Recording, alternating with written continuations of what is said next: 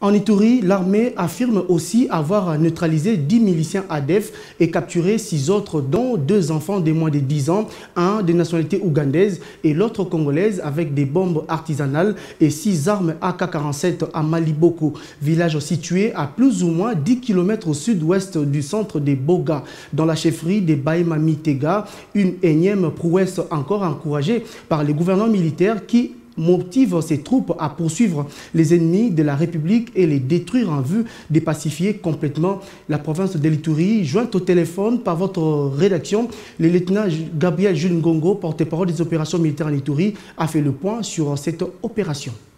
Nous étions à la poursuite de l'ennemi dans la zone de Boga-Tchabi où l'ennemi se retranche. Sous le commandement du lieutenant-général Luboya Kashamadjouni, les instructions ont été données pour poursuivre ces terroristes ADF. Il y a eu contact ennemi et lors de ces contacts ennemis, les forces armées, votre armée, a eu l'ascendance sur l'ennemi. C'est ce qui fait que nous avons un bilan élogé grâce aussi à la collaboration avec la population. Nous avons neutralisé 10 éléments des ADF MTM et l'air supplétif. 6 autres ont été capturés, donc 2 mineurs, 1 de nationalité ougandaise et 1 de la nationalité congolaise. Au-delà de ça, nous avons récupéré des bombes artisanales, un nombre important de bombes artisanales, et les armes de type individuel des AK-47 ont été saisies par les forces armées de la République démocratique du Congo hors de ces combats. Mais il faut le dire que les corps vivent, c'est ce que nous avons donné les bilans. Mais la poursuite continue